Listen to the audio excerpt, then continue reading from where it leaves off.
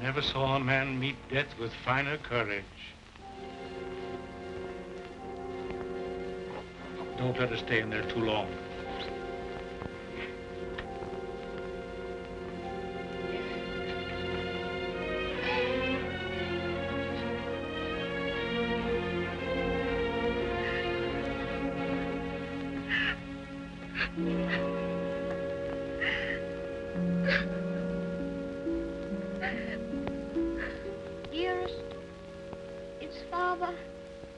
Is Father well now?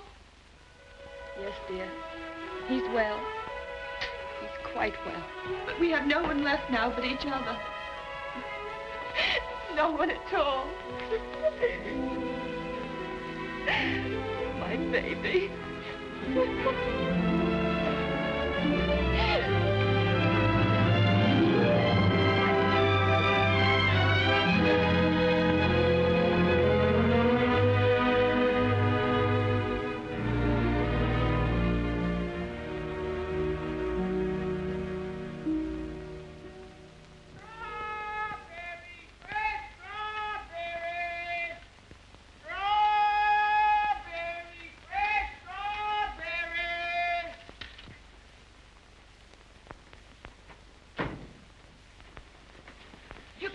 Mary, won't he? Ach, the darling. To think of him getting the like of that for his birthday. Sure, he'll be the happiest boy in all Brooklyn till he falls off of it. Yeah.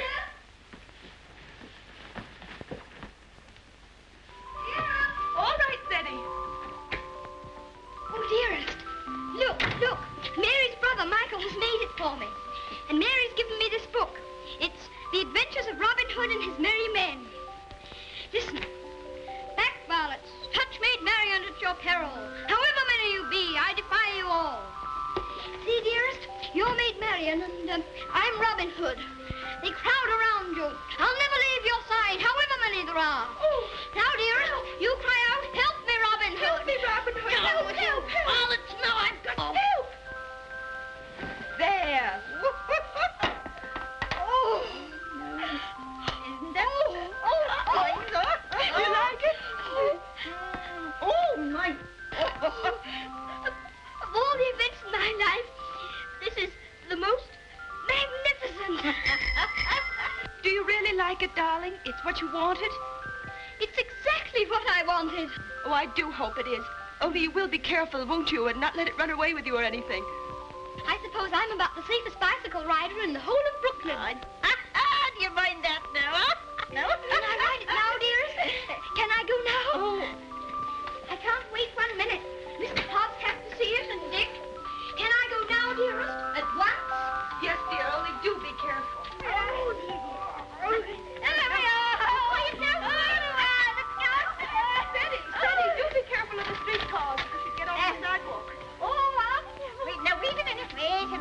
Yes. Goodbye, dear. Goodbye. Oh, be careful, love, be careful, love, be careful.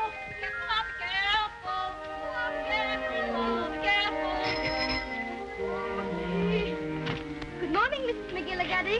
Good morning, Seddy. A very good morning. How are your bones today, Mrs. McGillicuddy? Oh, none too good after the rainstorm yesterday. Oh, they ate last night something cruel. Ties me up in knots, the rain does. Does it? How very peculiar. But it's a fine day to go bicycle riding. Oh, I suppose so. For them that has bicycles and can ride them. I suppose everybody who has a new bicycle will take it out and ride it today. Glory be to goodness, and whose bicycle might that be? It's mine. It's my birthday present from dearest. Oh, it's a daisy show. Fine enough for the president to ride. And it has all the latest improvements. Oh, sure, it sounds like the bells of St. Patrick. Sure, it's the luckiest boy in the world, John. Well, I'll have to be going. Oh, I nearly forgot. Please choose my apple now, Mrs. McGillicuddy. But would you mind keeping it for me until I get back? Sure.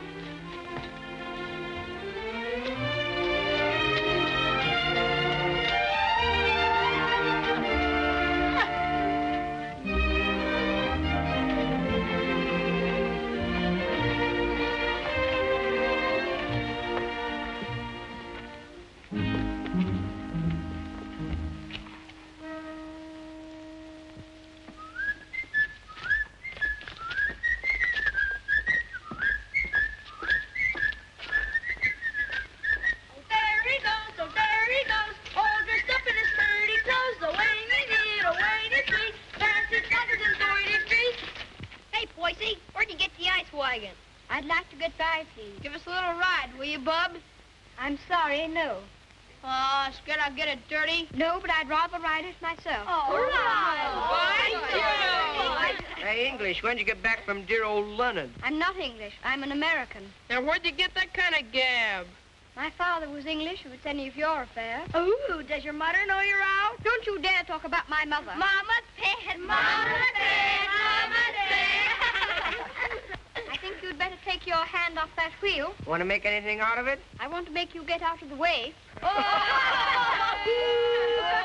You don't dast, you sissy cat. Sissy cat!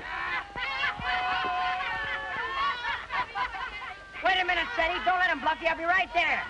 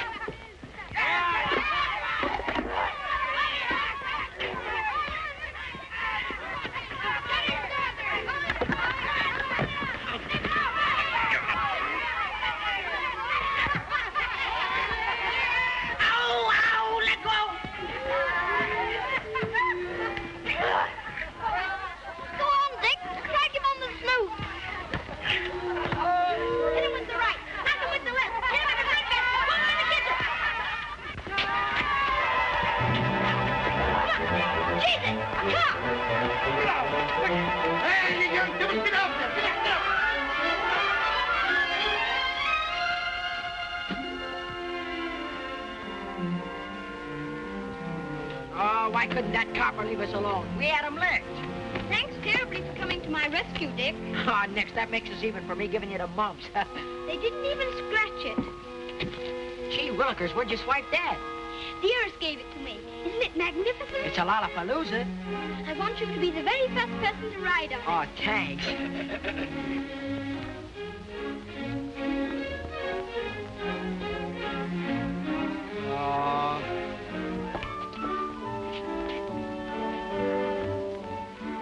Thank you very much for your assistance, Mr. O'Brien. It's a pleasure, Sadie, my lad. Of course, I think we might have won anyway. Sure, and don't I know it? But I had to keep you from committing murder. I tell you what, Dick. I'll just go once around the block, and then you can ride it down to Mr. Hobbs' store. Make it later, because right away I got to go see my brother Ben off. He's going out west. Who is he? Where? Texas? No, Chicago. Oh, that would be splendid, riding Mustangs and shooting bears. There's my brother Ben now. Come on, Dick. I've got to leave. Well, come on down to Mr. Hobbs' store as quickly as you can.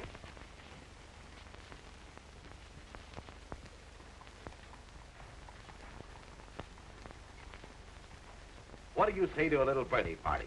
Ginger pop and cookies and some candy. That would be perfect, Mr. Hobbs. Only, Only? well, Dick's coming very soon. And I was thinking, if we could wait. I guess there'll be enough to go around. There's a lump coming, I think. Quite a big one.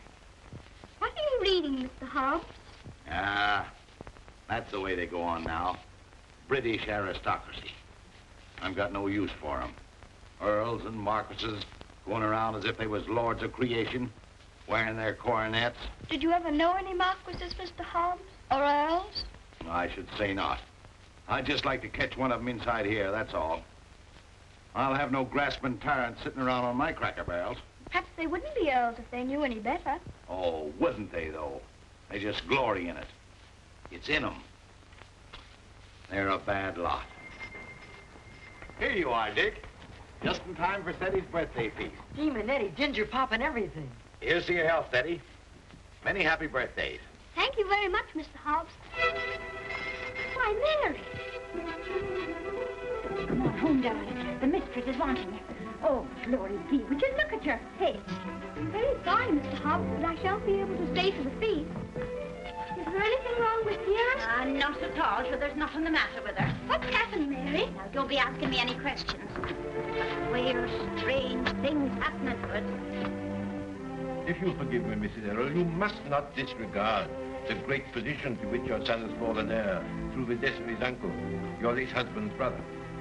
But what it amounts to, Mr. Havisham, is that you want to take my boy away from me. Mrs. Darrell, you must remember that I'm acting quite impersonally and simply as the lawyer of the Earl of Dorincourt. The Earl of Dorincourt disowned his son and has refused to recognize his grandson until now.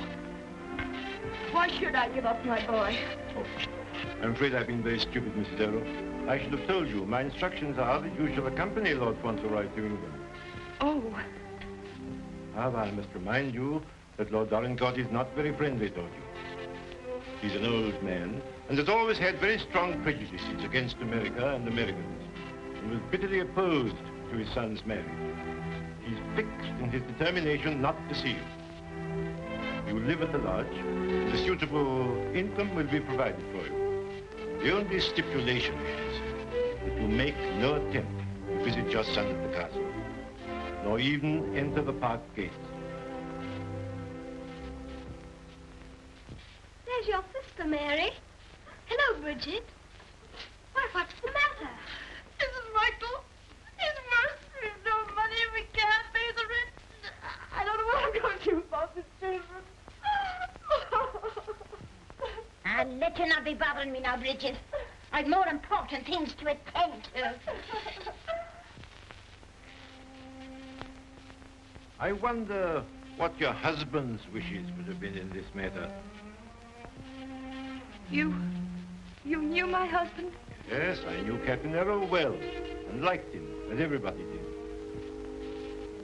He was greatly attached to his old home. Yes, I know. He, above everyone, would have appreciated what this means to your son. The very great advantages you have.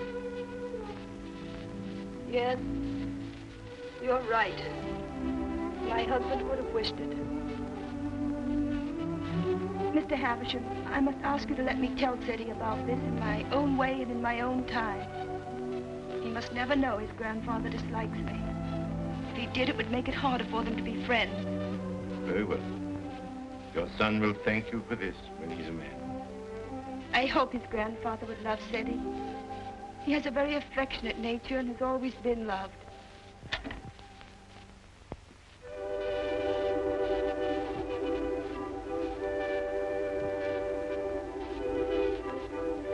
This is Mr. Havisham, dear, whom your grandfather has sent to see us, all the way from England. How do you do, sir? So this is little Lord Fauntleroy.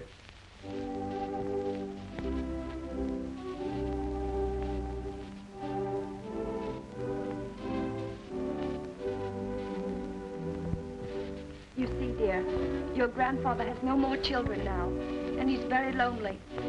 So he wants us to go and live with him in England.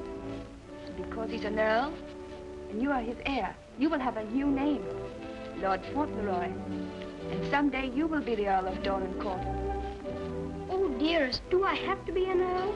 None of the boys are earls. Can't I not be one? I'm afraid it can't be helped, dear. Just think, dear. Soon we'll be starting for England. Do we have to go to England, dearest? I'd much rather not. Oh, what will Mr. Hobbs say?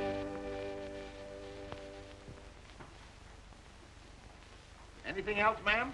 How much is your table butter? 13 cents a pound, ma'am. 13. Why, the last I bought was only 12.5 cents. That must have been last month. It's 13 today. Oh, indeed. Well, never mind the butter.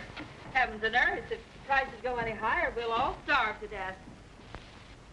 Nay. Good day, ma'am. Hello, Sadie. What's the matter? Mr. Hobbs, do you remember what we were talking about yesterday morning? It seems to me we was talking about England. Yes, and earls, don't you remember? Oh, yes. We did touch them up a little. That's all. You said you wouldn't have them sitting around on your cracker barrels. So I did. And I meant it, too. Just let them try it, that's all. Mr. Hobbs, one is sitting on this barrel now.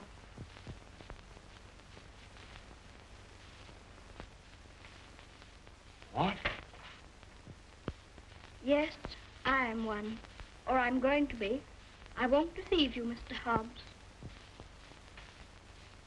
It's the heat.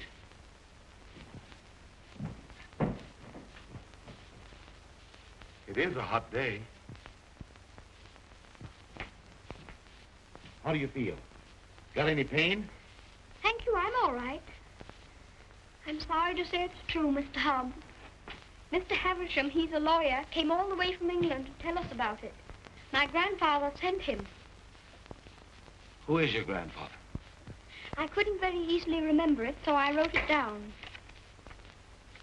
John Arthur Molyneux Errol, Earl of Dorincourt. That's his name, and he lives in a castle. 2 or 3 castles, I think. All his sons have died now. That's why I shall be an earl. Now I'm Lord Fauntleroy. Well, I'll be jiggered. One of us has got a sunstroke. Oh, no, we haven't. We'll have to make the best of it, Mr. Hobbs. What did you say your name was? Cedric Errol, Lord Fauntleroy. Well, I am jiggered. Well, you always did talk more English than American. You think there's no getting out of it? I'm afraid not, Mr. Hobbs. Dear says that Father would wish me to do it. But if I have to be an earl, I can try to be a good one. I'm not going to be a tyrant, Mr. Hobbs. And if there's ever to be another war with America, I shall try and stop it.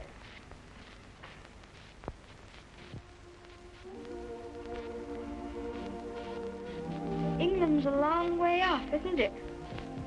It's across the Atlantic Ocean. That's the worst of it. Perhaps I shan't see you for a long time. I don't like to think about that, Mr. Hobbs. Well, the best of friends must part.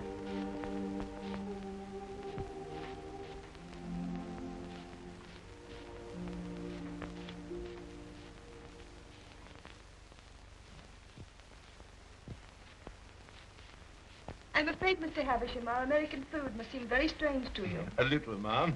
I find that muffins are biscuits and biscuits are cookies. But the cooking's excellent.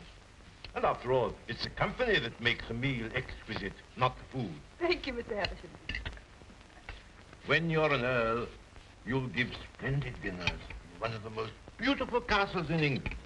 Do you know, I'm not sure I know exactly what an earl is. And I think if anybody's going to be one, he ought to know, don't you? Would you mind explaining it to me? Well, someone is made an earl generally because he's done some service to his sovereign or some great deed.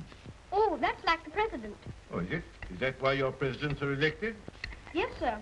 When a man is very good and knows a great deal, he's elected president. Then they have torchlight processions, and bands, and everybody makes speeches. I used to think perhaps I might like to be president, but I never thought of being an earl. Oh, no, being an earl is rather different from being a president. An earl is generally of very ancient lineage. What's that? Very old family. Extremely old. Oh, that's like the apple woman. 100, I should think. She's of such ancient lineage, it'll surprise you how she can stand up. And the rain makes it worse. The first Earl of Dorincourt was created an earl hundreds of years ago. Well, that was a long time ago, wasn't it, dear? Many earls have been very brave men and have fought in great battles. I should like to do that myself.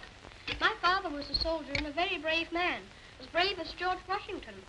I'm glad earls are brave. That's a great fountain. Would you excuse me a moment, please? There's someone I must see. Oh, certainly, of course. There's another advantage of being an earl. Some of them have a great deal of money. That's a good thing to have. I wish I had a great deal of money. Do you? Why? Well, there's so many things a person can do with money. A little tent to put her stall in, and a stove. And I'd give her a shawl, because then her bones wouldn't feel so badly. And what else would you do if you were rich? I'd buy Dearest all sorts of beautiful things. Dearest? I call Mother Dearest because Father did. And there's Dick. And who's Dick? Dick's a bootblack. I buy him some new cloths and brushes and a new sign and start him out fair. He says that's all he wants, is to start out fair. Is there anything else? Well, I think Mr. Hobbs would like a gold watch and chain. But what would you get just for yourself if you were rich? Isn't there one particular thing you've dreamed of having? Yes. A pony. But I suppose that would be too much to even dream about. I'm so sorry. A poor woman who was in trouble came to see me. Oh, is it Bridget? Yes, dear. I wish we could do something for her. She has 6 children, and her husband is out of work. He has inflammatory rheumatism, and that's the kind of rheumatism that's dreadful. Before I left Dorincourt Castle, the Earl said that if you expressed any wishes, I was to gratify them and give you anything you desire. Now, here are £5. In your money, $25. If you have any desire to assist this poor woman, I'm sure your grandfather would wish it. Can I have it now? Can I give it to her this minute? May I be excused, please, dearest? Yes, Eddie. Bridget! Bridget! Wait a minute! Here's some money. My grandfather gave it to me. It's for you.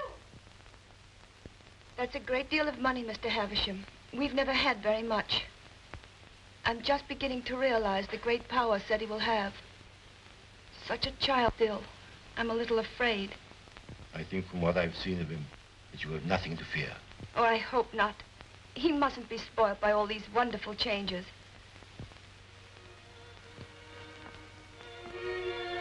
She cried. She said she was crying for joy. I never saw anyone cry for joy before. My grandfather must be a very good man. It's more agreeable being an earl than I thought it was going to be.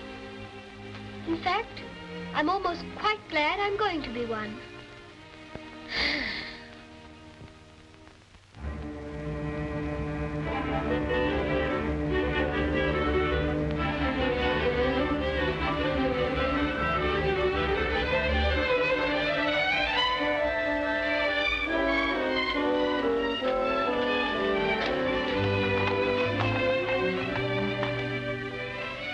We always liked that little house, didn't we, dearest?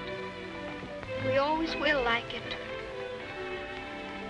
Yes, darling. Yes.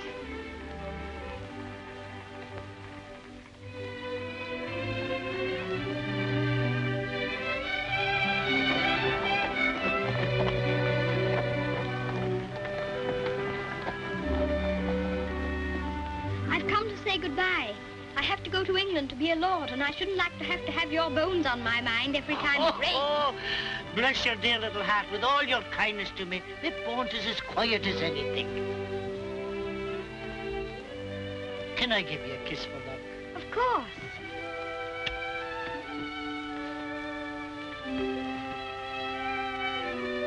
Here's an apple to eat on the boat. Thank you very much. Oh, no, darling. Why should you pay? As me late husband used to say, this one's on the house. Thank you again. Well, goodbye. Goodbye, darling.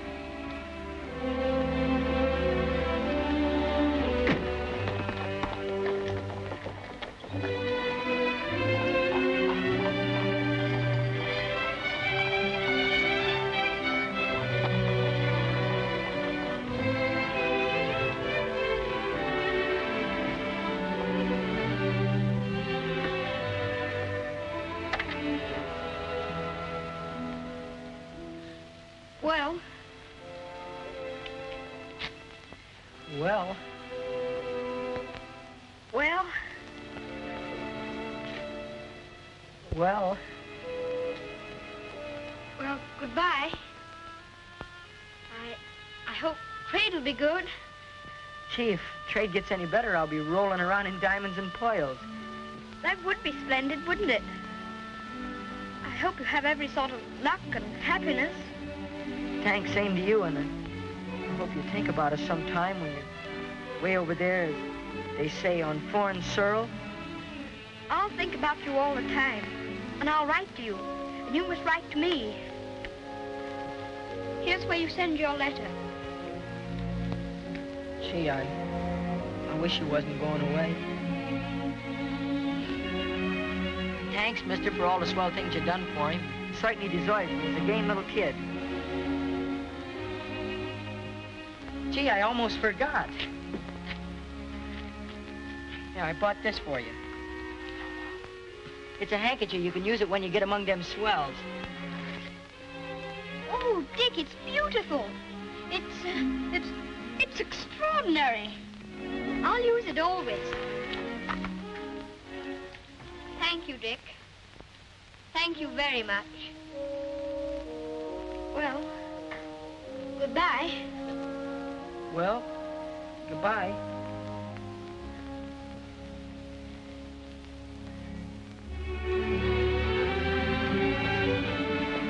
Would you mind very much not going in with me? I think this time I'd better be alone. Certainly, I quite understand.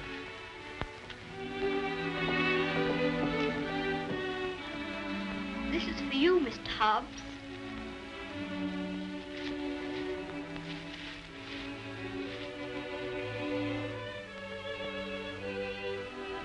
It'll look fine when you're smoking it.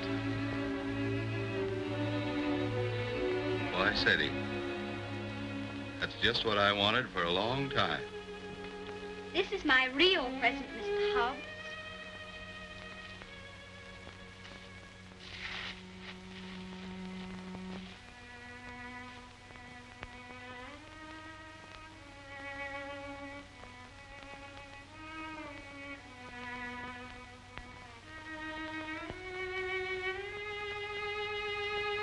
There's something written on it, inside the case.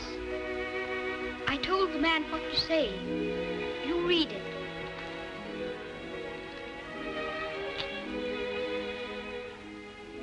From his oldest friend, Lord Fauntleroy, to Mr. Hobbs.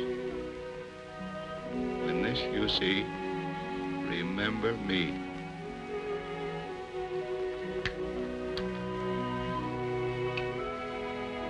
When this you see, remember me. I don't want you to forget me. Oh, I won't forget you. Don't you go and forget me when you go over there amongst those British aristocracy.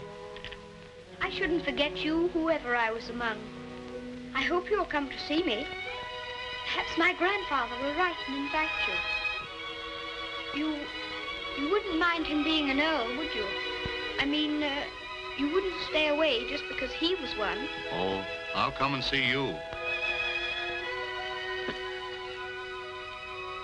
I won't be able to help myself.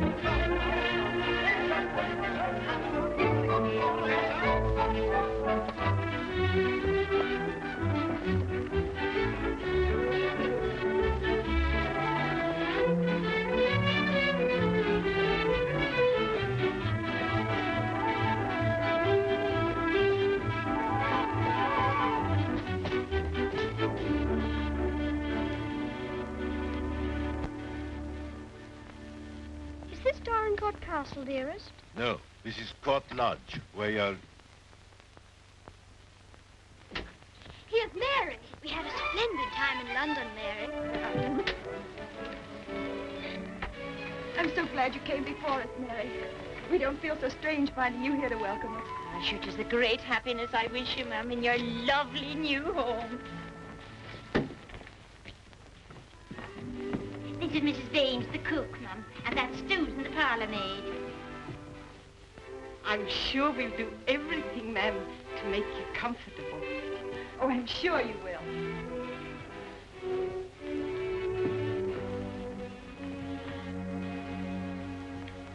I must say goodbye. The carriage is waiting to take me to the castle. I must tell the Earl of your safe arrival. He needn't go tonight. I'd so like to have him with me my first night here. No, I'm sure Dorincourt won't expect his grandson tonight. Tomorrow will be time enough. I dread so to tell him that we're not going to live together anymore.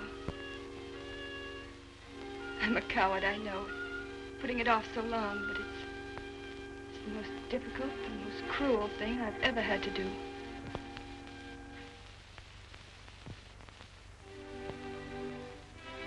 I wish you'd tell his lordship, please, that I'd rather not have the money. You mean the income he wishes to settle on? I have a little money of my own. It's quite enough to live simply on. I must accept the house, of course, because that makes it possible for me to be near Seti.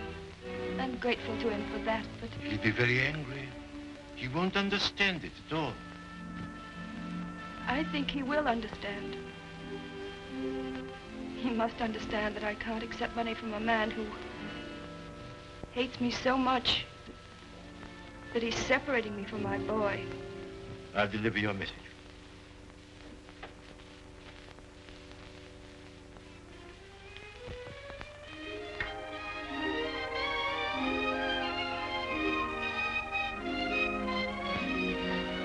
I think it's beautiful here. Don't you, dearest?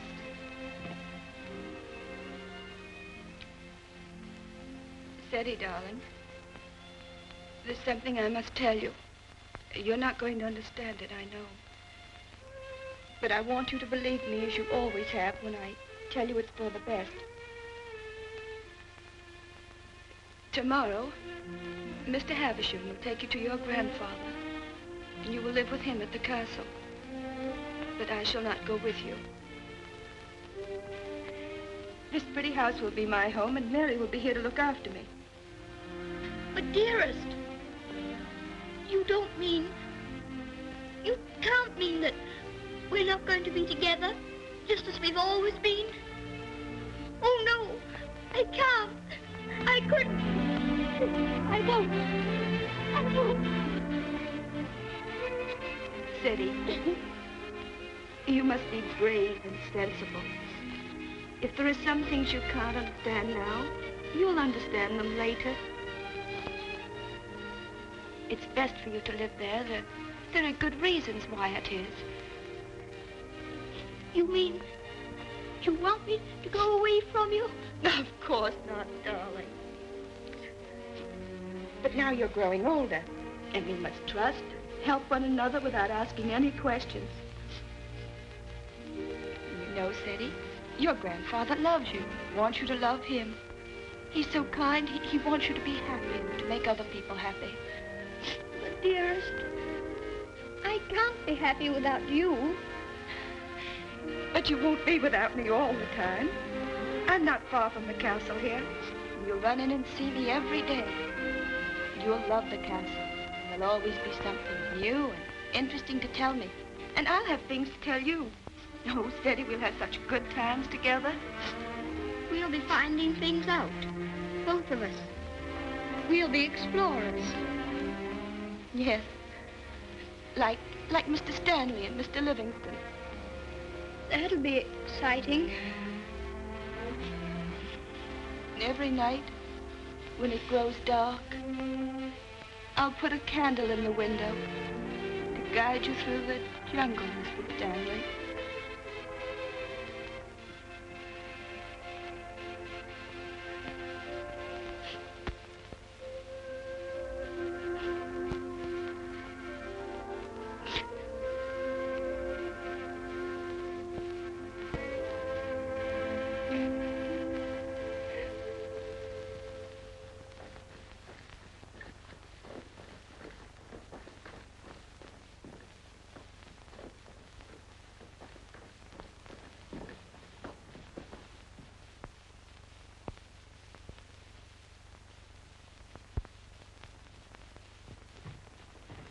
Ah, Newick, How's his lordship? Oh, he's in a rare mood this evening, he is. He told me to evict all the tenants if they weren't paid up. Oh, I dare say that'll be a job to your liking.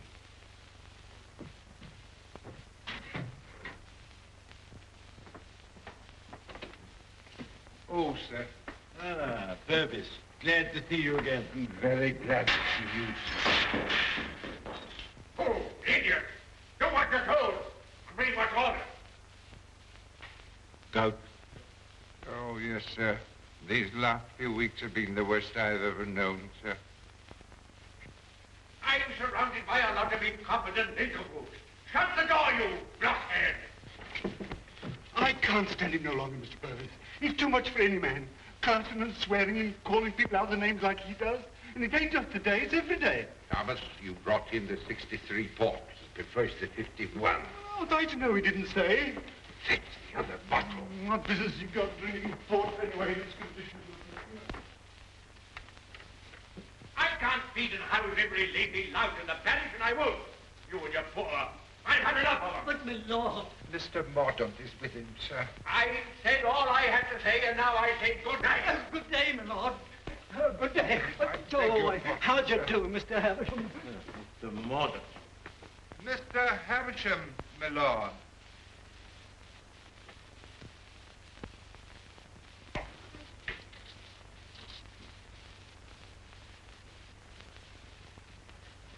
Well, Havisham, Lord? come back, have you?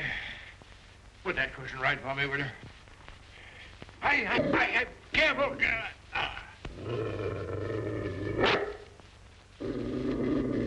What's full of hot needles? Well, what have you got to tell me? Lord Fauntleroy and his mother are at Court Lodge. They bore the voyage excellently and in good health. Huh. What else? His lordship remains with his mother. I'll bring him to the castle tomorrow. Oh, go on. Tell me everything. What sort of a lad is he? Never mind about the mother. What sort of a lad is he, I say? It's rather difficult to judge the character of a child of 9. A fool, huh? Clumsy cub. I don't know much about children, but I thought him rather a fine lad. Healthy, well grown, eh? Apparently healthy, quite well grown. Straight limbs, well enough to look at. Rather handsome, my lord, as boys go. Huh. Although I'm scarcely a judge. I dare say you'll find him a little different from most English children. Oh, no doubt of that. American children are the most impudent and worst brought up in the world. I've heard that often enough. In his case, I would hardly call it impudence.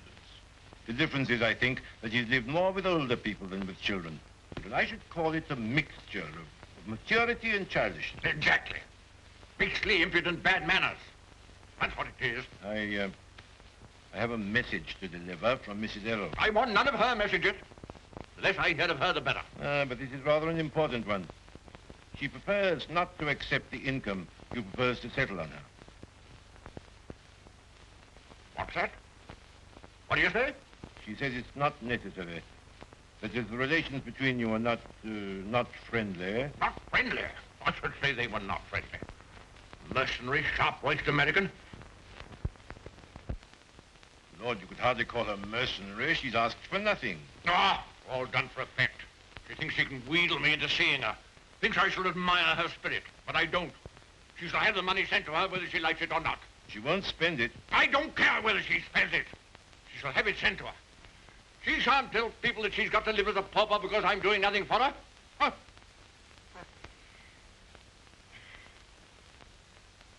I suppose she's poisoning the boy's mind against me, too. No. I have another message that'll prove to you she's not done that. I won't care.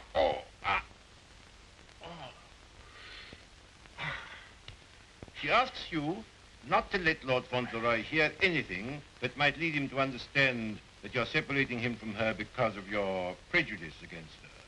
She says he wouldn't comprehend it. That it might make him fear you in some measure, or at least cause him to feel less affection for you.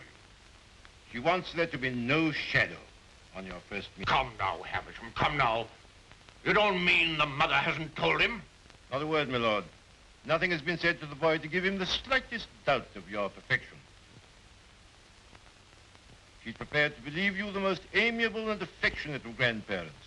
In fact, he already regards you as a wonder of generosity.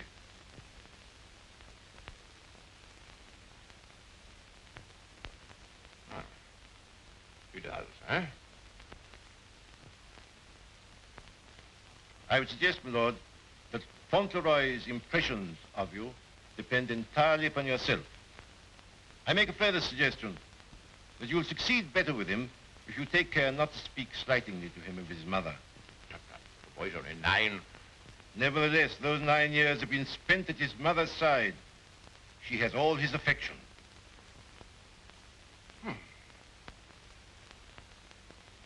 So he thinks me generous, eh?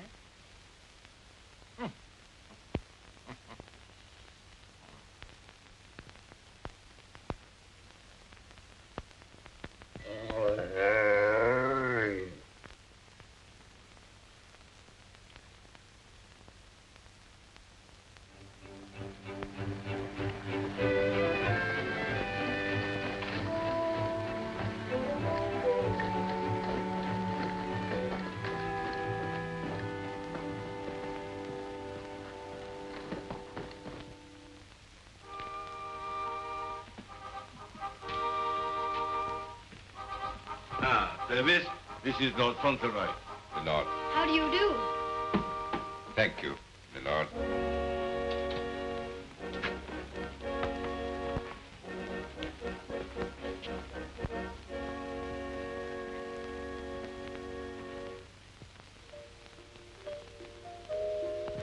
My lord.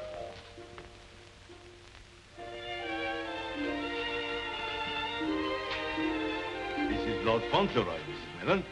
Lord Fauntleroy, this is Mrs. Mellon, the housekeeper. How do you do, ma'am?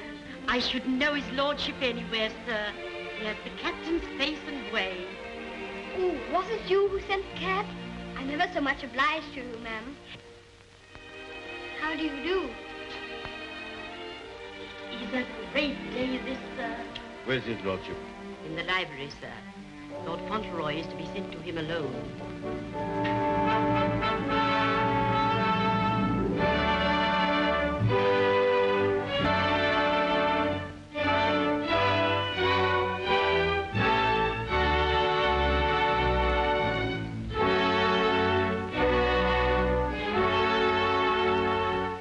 Lord Fauntleroy, my lord.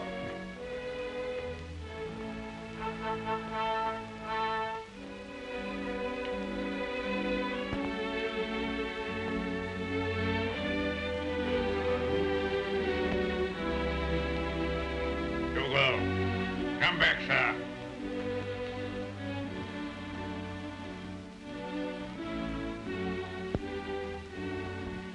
How do you do, sir?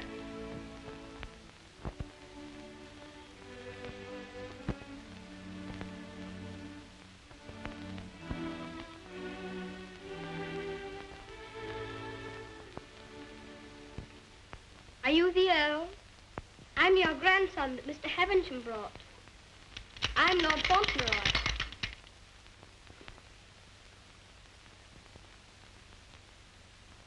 I hope you are quite well. I'm very glad to see you. Ah, you're glad to see me, are you? Yes, very.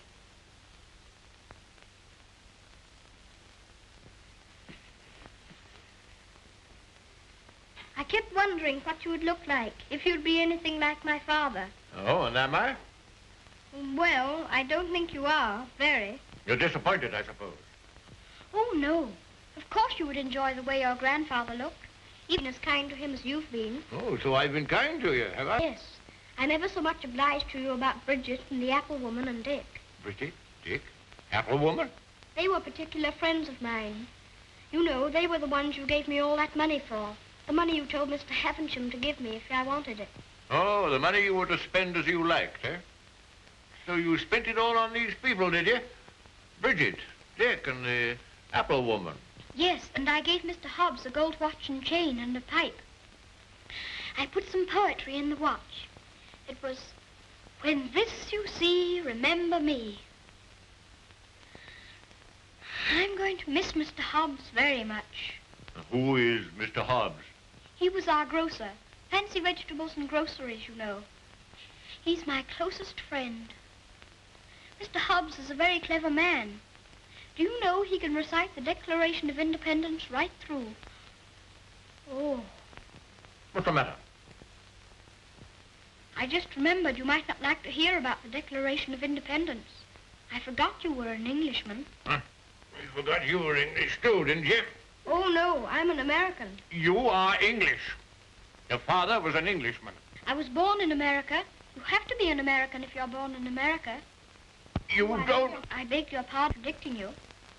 Mr. Hobbs says that if there's ever to be another war, that I should have to be an American. But I promised him that if there were to be another war, I should try to stop it. You would? Dinner is served, my lord. Now, be careful, man. Be careful. Careful, man, careful. Oh. Oh. Would you like me to help you? You can lean on me, you know. Once when Mr. Hobbs hurt his foot with the potato barrel falling on it, he used to lean on me. You think you could do it? I think I could. I'm very strong. I'm 9, you know. You lean on your stick on one side and on me on the other. Well, you may try. Just lean on me. I'll walk very slowly. Don't be afraid of leaning on me. I'm all right, if it isn't a very long way. You see that old fellow in red velvet? He was the 10th Earl of Dorincourt. King George I decorated him for services during the war with Spain and Austria. He was tremendously strong. Bend a bar of iron between his hands. You get your strength from him. How very interesting. Did you ever try putting your foot in hot water and mustard? Mr. Hobbs used to. Arnica is a very good thing, too, they tell me. Ah, thank you. I'll try it.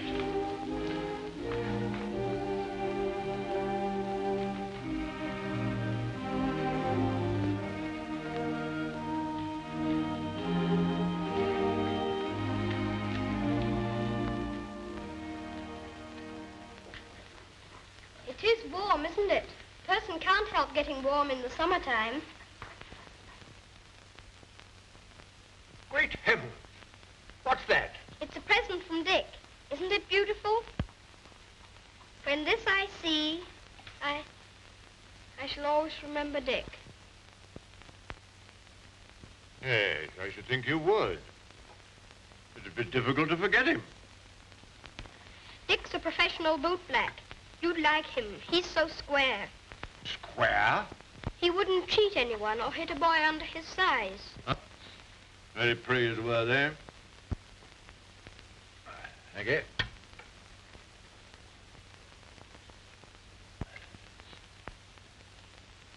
What's the matter? Don't you like your soup? Oh, yes. I was just wondering. Wondering? Wondering what? You don't wear your coronet all the time, then? No. It doesn't become me. Mr. Hobbs said you wore it all the time. But after he thought it over, he said he thought you must take it off sometimes to put your hat on.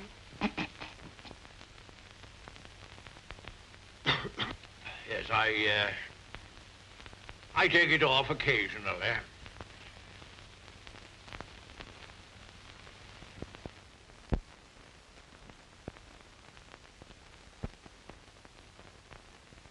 You must be very proud of your house. I never saw anything so beautiful. But it's a very big house for just 2 people to live in, isn't it? Oh? You think it's too large? Well, I was only thinking that if 2 people lived in it who are not very good companions, they might get a little lonely sometimes. Hanky, do you think I shall make a good companion? Yes, I think you will. I think you should be almost as interesting as Mr. Hobbs.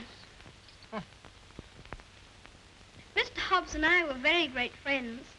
He was the best friend I had, except...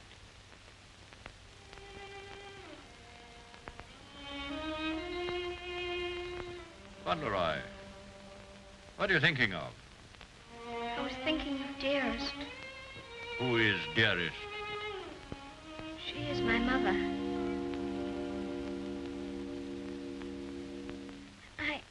I think I'd better get up and walk up and down.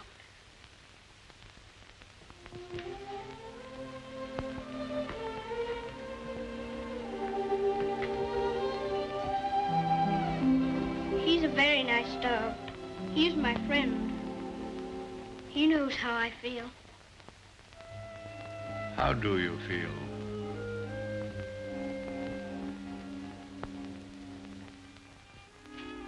Come here.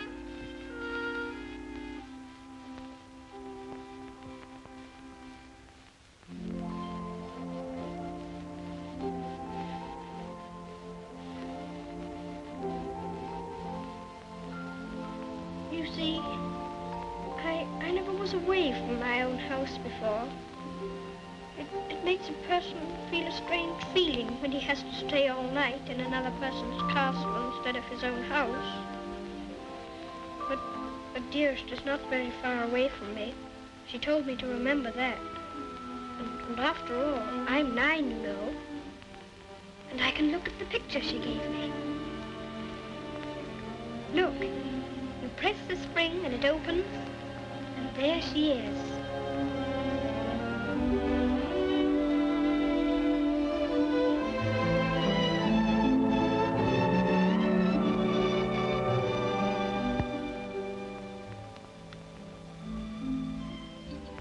And I suppose you think you're very fond of her. Yes, I do think so, and it's true. Mr. Hobbs and the others were my friends. But Dearest is my close friend. My father left her to me to take care of. When I'm a man, I'm going to work and earn money for her. Oh. What do you think of doing? Well, I did think of going into business with Mr. Hobbs. But I should like to be president. We'll send you to the House of Lords instead. Well, if I couldn't be president, and if that's a good business, I shouldn't mind.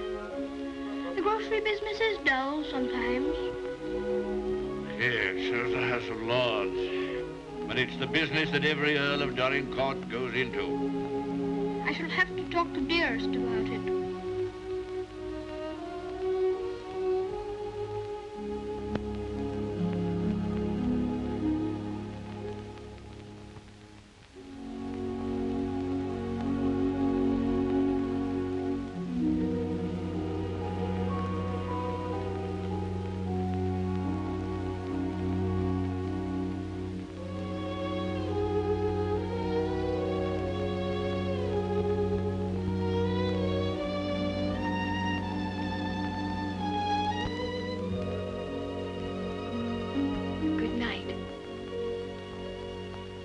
Keep you all the night.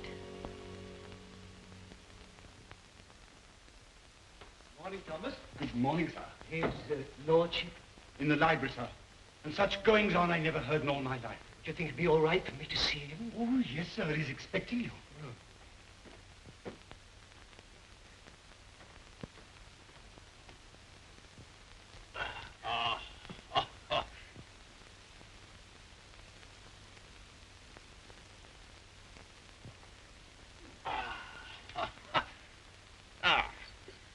Morning, Mordaunt. Found a new employment, you see. Any good at marbles, Mordaunt? My muscles are a little stiff, my lord, but I'll see what I can do. Oh, pity about that. I'd forgotten about your age.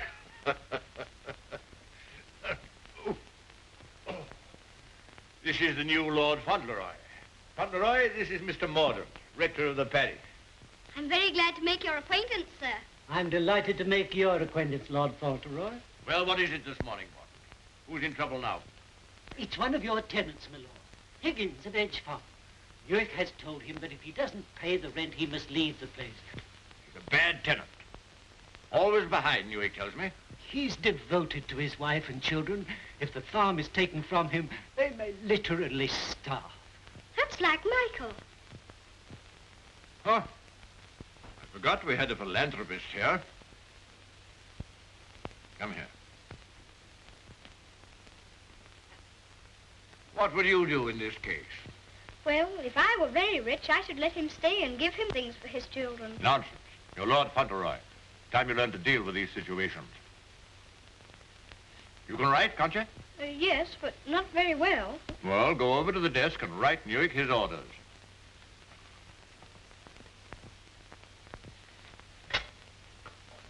Now, what must I say? You must say, Higgins is not to be interfered with for the present.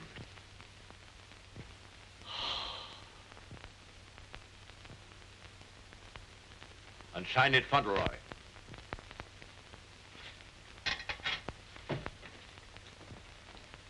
Do you think it will do?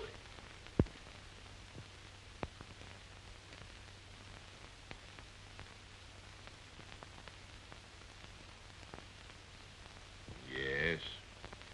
Higgins will find it entirely satisfactory. Mr. Hobbs always signed his letters that way, and I thought I'd better say please. Is that exactly the right way to spell interfered? Well, it's not exactly the way it's spelled in the dictionary, but... I was afraid of that. Yes, Higgins won't complain of the spelling. I think you must be the best person in the whole world. Don't you, Mr. Mordaunt? I shall write and tell Mr. Hobbs. Oh, what'll you tell him? I shall tell him I think you're the kindest man I ever heard of, and that you're always thinking of other people and making them happy, and that I hope when I grow up I shall be just like you. Just like me. There you are, Morden. Take that with you.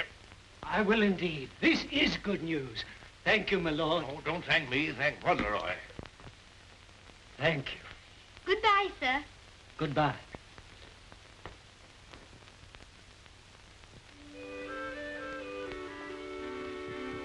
May I go to see Dearest now? I think she'll be waiting for me. There's something for you to see in the stables first. Ring the bell. In the stables? If you please, I'm very much obliged, but I think I'd better see it tomorrow. She'll be expecting me all the time. Ah, very well. We'll order the carriage. And you don't care to see what's in the stables? Oh, I do, I do. Oh, it doesn't matter. It's only a pony. Pony? Whose pony is it? Yours? Mine. Yes. Oh, I never thought I'd have a pony. I never thought that. How glad Dearest will be. You give me everything, don't you? Wouldn't you like to see it? Of course I want to see it. I want to see it so much I can hardly wait. But I'm afraid there isn't time.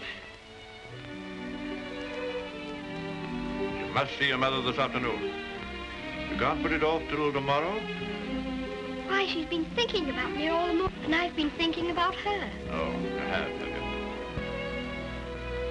I'll ring the bell.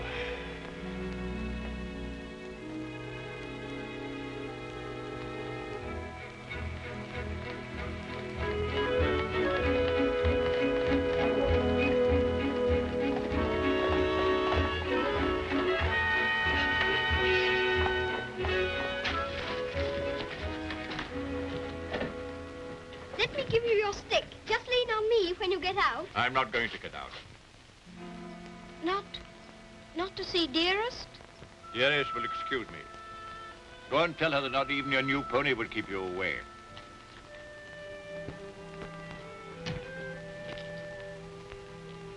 She'll be disappointed.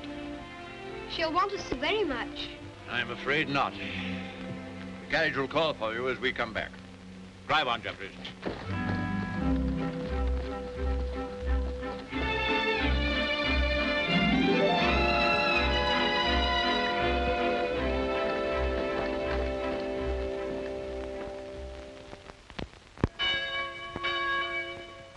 Shame, uttered from his own mother. Cook at Court Lodge was telling Sarah she'd never have worked for a sweeter lady, Mrs. Errol. The letter was written by the little gentleman his own self, signed with his name to. Fauntleroy, as large as life. The little precious. Aye, that's the mother. Pretty young thing, too. Good morning, ma'am. Good morning. God bless you, ma'am. Thank you. Good morning, ma'am. Good morning. It's his lordship coming to services. That's a new notion.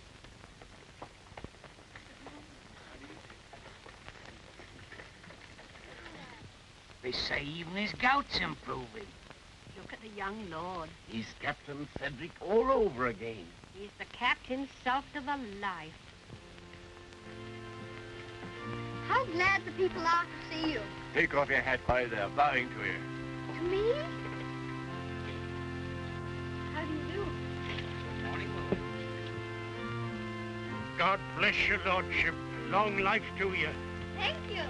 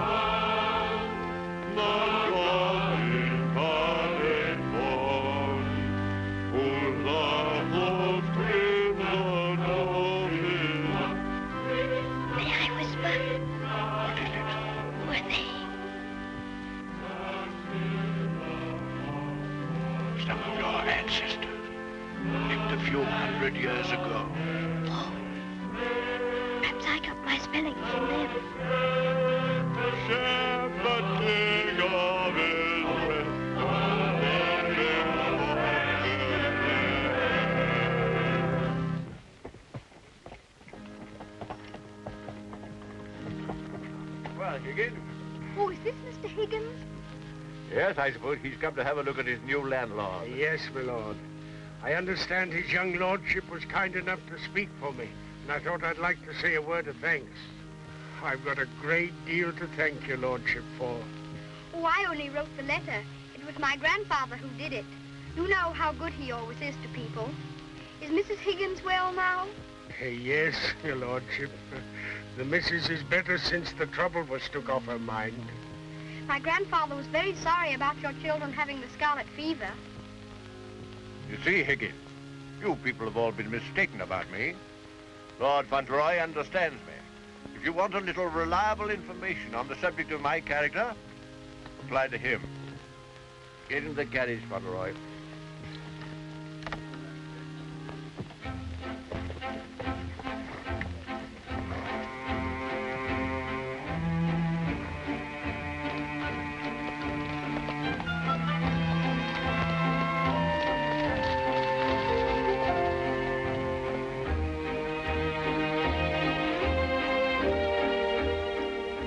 Miss your mother very much?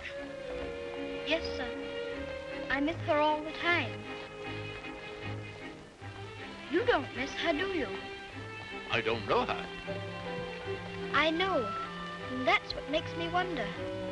She told me not to ask any questions, and I won't, but... See her almost every day, don't you? Isn't that enough? We used to see each other all the time. And we could tell each other things without waiting. Well, don't you ever forget about her? No, sir, never. I shouldn't forget about you, you know. If I didn't live with you, I should think about you all the more.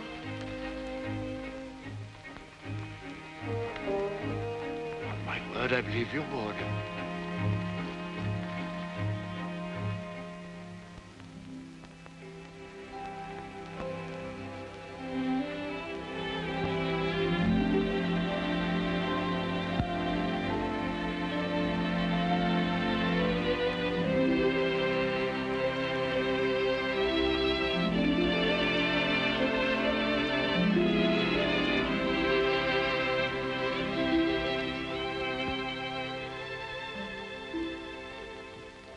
is such a good Earl, he reminds me of you. He is a universal favorite. Well, reminds me of you. Think of that now. He's known this Earl only a little while, and we was lifetime acquaintances. I don't know as I want him to be reminded of me by this Earl. They've been using influence on him, I bet you. You're right. They got twisty ways, those aristocrats. They'd wheedle their little finger around your heart as soon as look at you. All for their own purposes, mind. It's a pity they're making an oil out of him. Yeah. He would have been a shining light in the grocery business. A shining light. Do you know any particulars about that stuff like castles and oils? No, not much. Except they're haughty and mean. Sure is a Jim Dandy letter he wrote. Almost as good as seeing him. Only it ain't, of course. Oh, he was a plum daisy of a kid. I bet you sometimes he wishes he was back here. I do. You lonely? Oh, not so bad. Where you living now? Oh, me and two other fellas, we got a room in a lodging house. The other two fellas, they get drunk and fighting, but it's cheap. Oh, that's no sort of a place for a lad like you to be living. Now, look here. I got a clean, dry loft over my stable, and there's an old bed you can have. Why don't you come here and stay? Won't cost you a cent. Gee, do you mean that, Mr. Hobbs? Well, certainly I do. Yahoo! Gee, Mr. Hobbs, talking about oils, you ain't no oil, you're a prince. Oh, sure.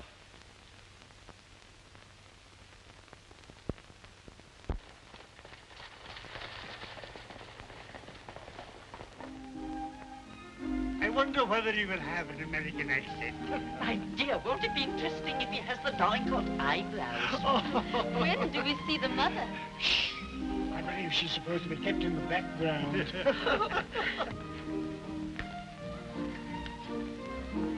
Well, Molyneux, is this the boy? Yes, Constantia, this is the boy. Fauntleroy, this is your great aunt, Lady Lorridale. How do you do, great aunt? How do you do, young man? You're like your father. I loved him more than most people in this wicked world. Oh, did you know my father? Know him? Of course I do. Oh, then you must meet Dearest. She will enormously like to talk to you about him. You see, I was the only one she could talk about him to who knew him. And I was so small when he... Yes, Fauntleroy, this is your great uncle, Sir Harry Lorridale. How do you do, sir? Hear you're fond of horses. I'll confess to you, Constantia, that what you'll probably see for yourself. There's a risk of my becoming rather an old fool about him. Becoming? By the way, the mother, what does she think of you? I don't know. I haven't asked her. You must come over to Lorridale Park one day and see us. There are some new cocker puppies in the kennels. You shall have your pick. Oh, thank you very much indeed, Uncle. Only Dougal might be offended. You see, he's very fond of me, and I really shouldn't like to hurt his feelings. Hurt his feelings. That's a good one. Did you hear that, Connor? Hurt his feelings. This is Miss Herbert Fauntleroy. I want you to be great friends with her. How do you do? Have you met Dougal? He shakes hands beautifully. Shake hands with Miss Herbert, Dougal. He's a great friend of mine. I like making friends, don't you? Yes, I do. May I be your friend? And Dougal? Oh, yes, if you please. Okay, Lumbago, Fortescue. Better, I hope. Thanks. Much better. I've known Dorincourt as well as anyone could know him for 35 years. And that's the first time he's ever bothered to inquire about my health. Most extraordinary. Have you me late? What's kept you? Beg your pardon, my lord. I was detained by extraordinary news. You? What? What news? Not now, if you don't mind. Later, my lord, later.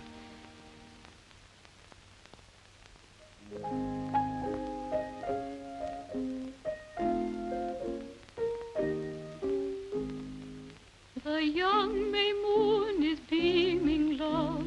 The glowworm's lamp is gleaming, love. How sweet to roam through Mona's grove, while the drowsy world is dreaming, love. Then awake till rise of sun, my dear. The sage's glass will shun, my dear. Or in watching the flight of bodies of light, he might happen to take thee for one, my dear. Charming, charming. What a sweet song. Delightful, my dear. Thank you, my dear, thank you. Do you like music? Yes, I like it when you sing it. Dear me, Lord Fauntleroy, why do you look at me so? I was thinking how beautiful you are. Oh, Fauntleroy, make the most of your time. When you're older, you'll not have the courage to say that. Nobody could help saying it. Don't you think she's pretty, too? Well, we're not allowed to say what we think. Lord Fauntleroy shall say what he thinks. I'm sure he thinks what he says. I think you're prettier than anyone I ever saw, except Dearest. I think she is the prettiest person in the world. I'm sure she is. And I must tell her how kind you've been to me. I never was at a party before, and I've enjoyed myself so much. Oh, I beg your pardon.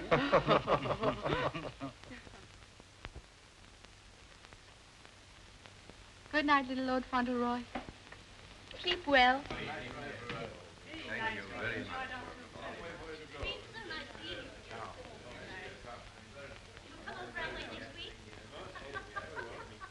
Good night. So glad you came.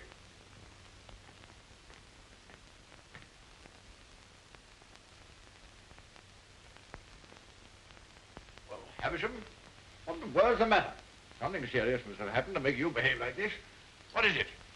It's bad news. The very worst of news, my lord. I'm sorry I have to be the bearer of it. Why do you look at the boy so? You hang over him like a bird of ill omen. Has it anything to do with Fauntleroy? My lord, I waste no words. My news has everything to do with him. If we're to believe it, it's not Lord Fauntleroy who lies asleep before us, but only the son of Captain Errol. The present Lord Fauntleroy is the son of your boy Bevis, and at this moment is in a lodging house in London. What do you mean? You're mad. It's a lie. An abominable lie. If it's a lie, it's painfully like the truth. A woman came to my chambers this morning and told me that she married your son Bevis in London 11 years ago. She showed me the marriage certificate. The child was born shortly after Bevis deserted her and was taken by her to America. Oh, the woman's obviously an imposter. It's a trumped-up fraud. I'm afraid not, my lord. I saw the boy's birth certificate. She's, I'm afraid, a very ignorant person. But she's consulted a lawyer who advises her that her son is, of course, Lord Fauntleroy and the rightful heir. She demands that his claim be immediately acknowledged. I'll protest this to the last. I'll disown Bevis's boy. I'll have nothing to do with him or his mother. You can't disown him, my lord. Nothing we can do can keep the eldest son's child from his inheritance.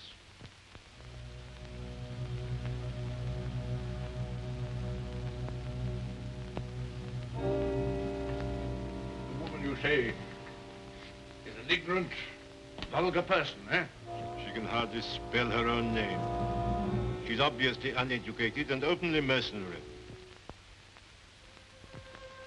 And I objected to his mother. I suppose it's retribution. If anyone had ever told me I could be fond of a child, I wouldn't have believed them. I always detested children. My own more than most. But I'm fond of him. Oddly enough, he's fond of me. You know, Havisham, I'm not popular. I never was. But he's fond of me. Never was afraid of me. Always trusted me. Yes, Havisham. He'd have filled my place better than I filled it. He'd have been an honor to the name. You rang, my lord? Take Lord Fauntleroy to his room.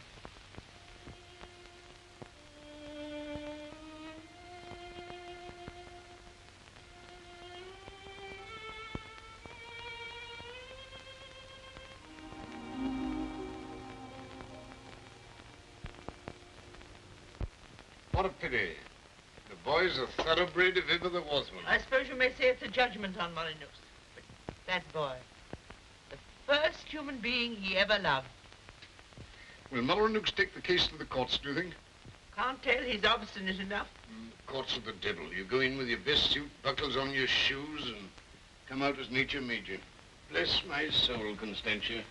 Whoever would have dreamed that I'd have felt sorry for the old boy? I wouldn't have minded our having a boy like that, Harry. Yes. Bit of luck for us, old girl, if we had. Huh? I'll tell you one thing. If his little lordship loses his title, the village loses the best friend it has. Aye, that's right. And I'll tell you another thing. It'll drive the Earl mad if this goes wrong for him. Why, he's been so proud of the boy, you'd hardly believe it if you knew him for what he was before. And the new one's no lady, that's sure. Bold-faced thing, that's what she is. The dark-eyed, brazen-faced wench. Is the Earl coming now with Mr. Avisham?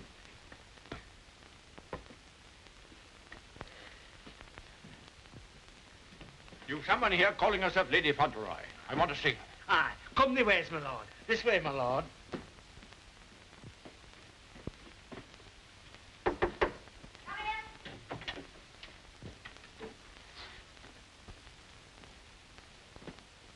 Earl of Dorincourt.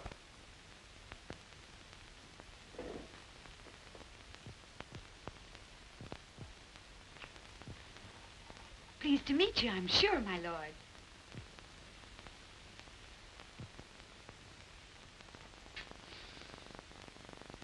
Bevis?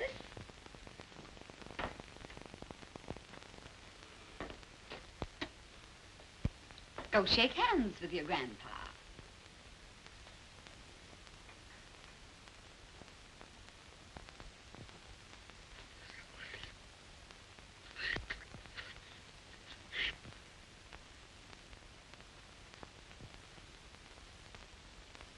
So that's the way you're going to treat your grandson, is it? Ah, you needn't try to look so fierce about it. He's your grandson, all right. Yes, my lord. We have proof of the young gentleman's birth. He is the son of the late Lord Fauntleroy. Allow me to introduce myself. Joshua Snade, at your service. My card. I've already had the pleasure of making Mr. Havisham's acquaintance. Lady Fauntleroy has placed all the evidence in my hands. I can assure you, my lord, it is sufficient to justify her case should it come into court. But may I suggest that we come to an arrangement and settle this matter amicably on a friendly basis? Friendly? Ha! Look at him staring at me as though I was dirt. Me, his own daughter-in-law. Oh, your son Bevis married me, all right. And a fine rotter he was. But he was the father of my boy, and I can prove it. Lady Fauntleroy, please. You may think you can fight me, but a lot of good it'll do you. They don't love you around here, and you know it. I've heard plenty about you and your dirty, snobbish pride. Plenty of pride you'll have when I'm finished with you. Unless you want to climb down off your high horse and get reasonable with your own flesh and blood. Lady Fauntleroy... You shut up. I'll stop at nothing, do you hear? I'll drag this case through every court in the land. I'll let the whole world know what you are. You and your precious son, Bevis, deserting me and his own child, a babe in arms. How I've suffered, heaven only knows. And you standing there looking at me and my boy as if we were scum. You ought to be ashamed of yourself. You say you married my eldest son. If that's proved to be true, the law's on your side. In that case, your son will be Lord Fauntleroy, and you will be provided for. But I warn you, the matter will be sifted to the very bottom. I'll only add that I want to see nothing of you or your boy as long as I live. After my death, you can, unfortunately, do as you please. Yes, you're exactly the kind of person that I should have expected my son, Bevis, to choose.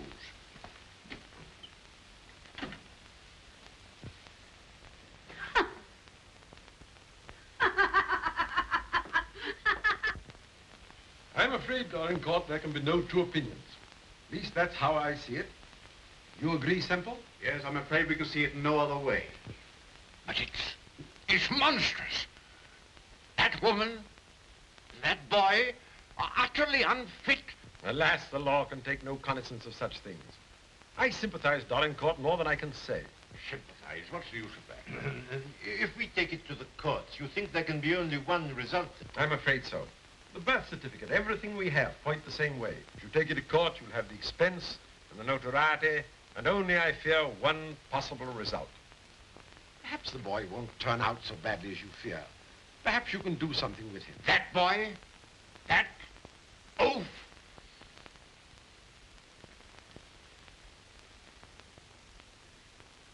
With the other one. Yes. Well, I have no other course but to accept your judgment. Come, Havisham. Thank you, Lord. And you, Mr. Semple.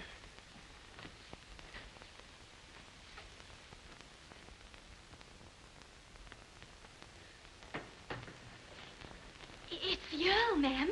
The Earl himself. Show him in.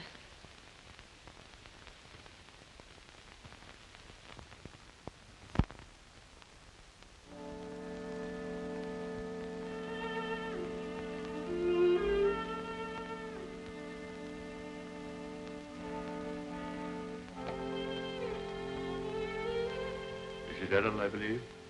Yes, I'm Mrs. Errol. I'm Lord Dorincourt. The boy is very like you. People have often said so. I'm glad to think he's like his father, too. Yes, he is. Like my son.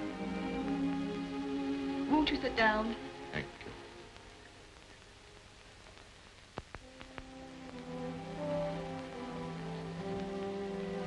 I've come to tell you that I've had the very best, the highest legal opinion. I'm sorry. This outrageous woman and her child. Perhaps she cares for him as much as I care for Seddy, my lord. Her son is Lord Fauntleroy. Mine is not.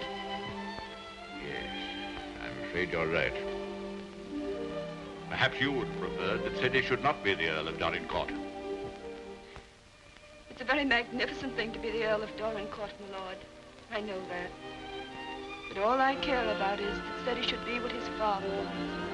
Brave, just, and kind, always. A striking contrast to what his grandfather is, eh? I haven't had the pleasure of knowing his grandfather. I know my little boy believes you. I know that Seddy loves you. Would he have loved me if you told him why I didn't receive you at the castle? No. Honestly, I think not. That's why I didn't wish him to know. Well, there are very few women who wouldn't have told him. Yes, Seddy is fond of me. And I'm fond of him. I can't say that I was ever fond of anyone before. But he pleased me from the first. I'm an old man. I was tired of my life. But he's given me something to live for. More than that. More than that. I'm proud of him. I was satisfied to think that one day he'd be taking my place as head of the family. I'm miserable. Miserable.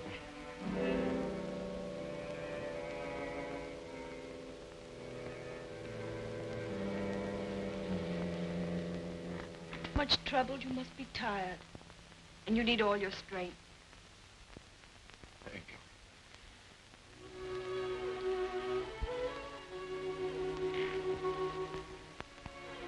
Perhaps it's because I'm miserable that I've come to you. I used to hate you. I've been jealous of you. This wretched, disgraceful business has changed all that. After seeing this repulsive woman who... Well, I felt it would be a relief to come to you. I'm an obstinate old fool, I suppose. I know I've treated you badly. But I've come to you because the boy cares for you. And because I care for him.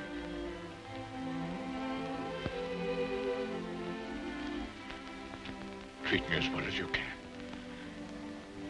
For the boy's sake.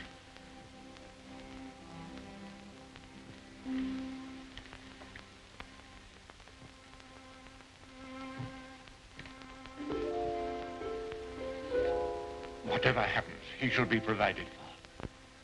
Sadie shall be taken care of now and in the future. Always. Thank you. You like the house? Oh, very much. It's a cheerful room. May I come back again and talk this matter over? As often as you wish.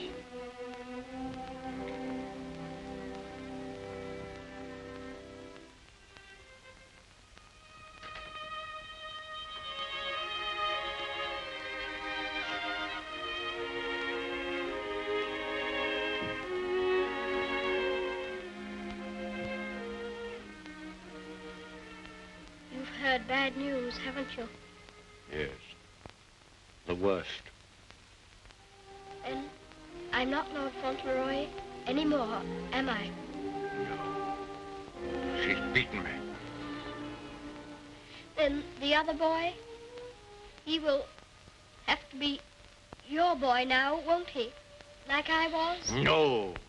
But he'll have to live in the castle if he's Lord Fauntleroy, won't he? Common little brat shall never enter this place in my lifetime.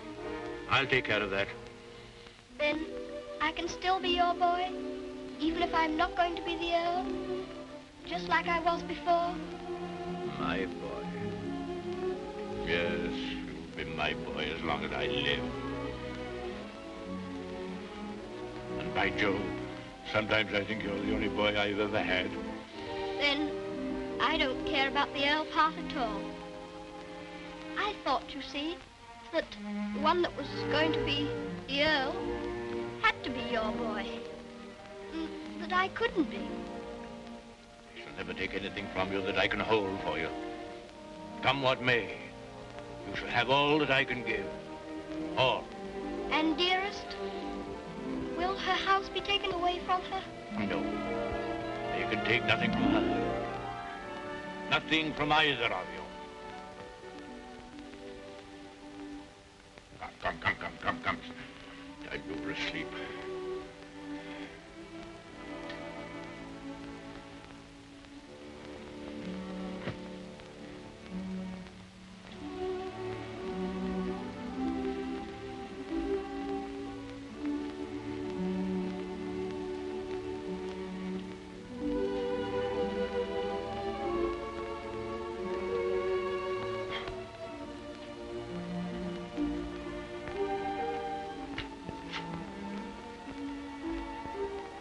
Good night, Grandfather. Good night, my boy.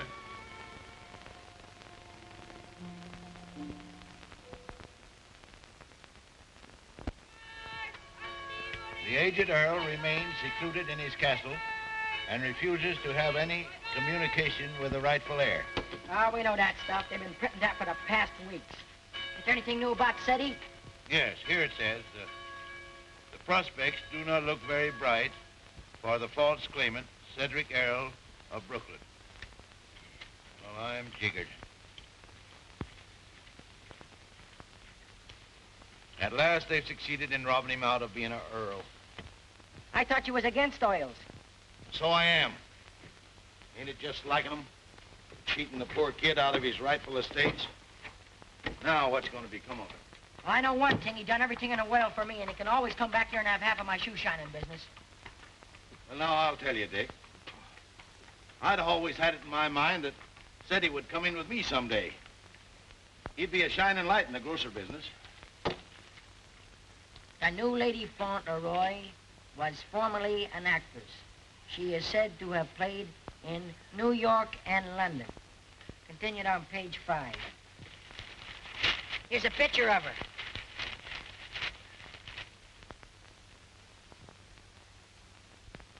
Holy mackerel. What's the matter? Here, look at this. It's her. Her? She ain't no aristocrat, she ain't. I know her as good as I know you. It's Minna, Ben's wife. Your brother? Sure. You mean it's some kind of hocus pocus? Sure I do. Well, I'm jiggered. She was married before, but I never heard of her having no other kid but Ben's kid. You mean the one Ben went out to Chicago to look for? Sure. Maybe she had another kid in England. Maybe she did and maybe she didn't. We'd ought to do something about this. You're dead right we oughta. But we gotta get the proper advice. Gee, I wished I knew Alderman Murphy. I know Alderman Murphy. You do? Yeah, come along. Let's go right now. Them Earls, they've always had a spite against us Americans ever since the Revolution.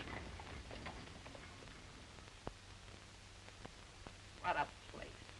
What a hole. I'm sick to death of it. Cooped up here, week in and week out with nobody to talk to. You're complimentary. I wasn't meaning to be. And grateful. You're getting your money, aren't you? Business is business, you know. Business. I'm sick of business. I want some fun. Why don't you go up to London for a while? London? Not on your tintype. Nothing but please that old devil up at the castle better than to see me clear out. Well, I'll stay here in this rotten country pub. You've lived in worse places in your time, I've no doubt. That's none of your business. You keep a civil tongue in your head or I'll hand you your walking papers. I wouldn't. What do you mean? Just what I said. I wouldn't try anything like that, Minna. I'm Lady Fauntleroy to you. Men. Why, it's Lord Fauntleroy. Why, this is a pleasure, a real pleasure, I'm sure. Won't you take a... Hello, Minna. Why, hello, Dick.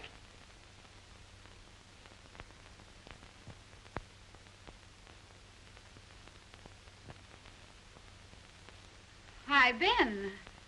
What are you doing here? Where have you been all this time? Do you know her?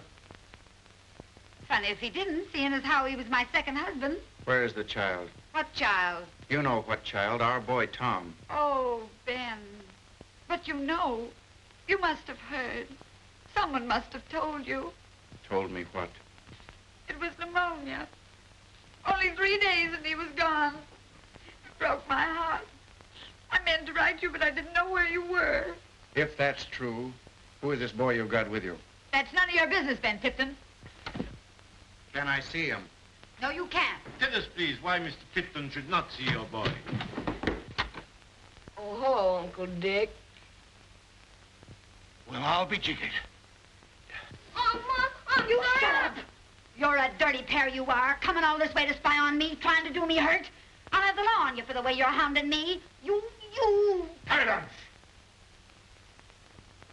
Come here, Tom.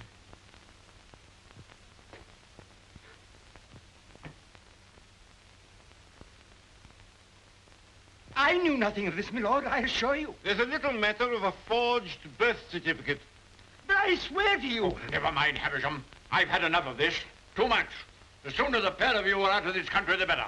Come on, Havisham. You'll be sorry for this, you will. It's prosecution, that's what it is. It's robbery.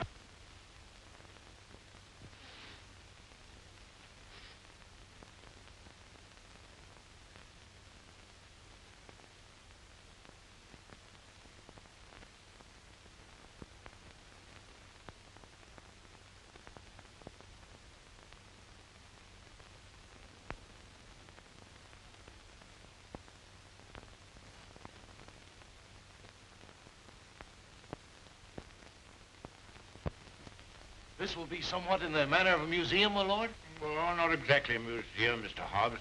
They're portraits of my ancestors. Your aunt's sisters? All of them? I'll be jiggered. Your great-uncle, he must have had a family.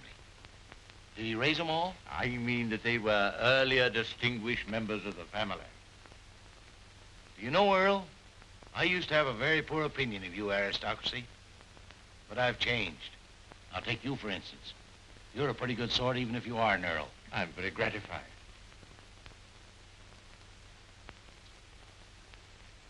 A bit gay, wasn't he? Yes, that's why I have the gout, Mr. Hobbs. Oh. And they was all earls, and said he's going to be one, and own all this. And he'll be worthy of it, Mr. Hobbs. Sure he will. All these earls. You know, I wouldn't have minded being one myself.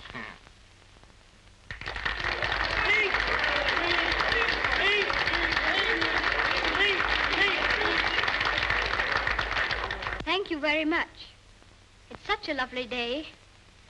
I always like having birthdays, but never one so much as this because you're all so kind to me. My grandfather wants everybody to be happy and comfortable, and I'll want it too when I'm grown up. I think that's all because I'm not very good at making speeches, but I must say that I'm very much obliged to you for liking my birthday. Ripping little nipper. Ain't he a daisy? I'll bet you boys elect him king someday. I didn't know the little fella could talk so good. Why, he makes a better speech than Alderman Murphy. By Jove. Well, I'll be jiggered. And I've another birthday present for you. Another one besides all the things this morning? Yes, the best of them all. Oh, dearest! Oh, dearest! Oh, dearest, I was wanting you here. I was wanting you here so terribly much. Were you, darling? Fauntleroy, your mother's come to live with us in the... To live with us? To live with us for always? Are you sure you really want me? We've always wanted you, but we weren't exactly aware of it. Well, Mr. Hobbs, it's so nice having you here with us. I dread to think of you ever going back to America. Not to live there. Not to live there. America's a good enough country for them that's young and stern, but there's faults in it. There's not an aunt's sister among them. Nor an earl.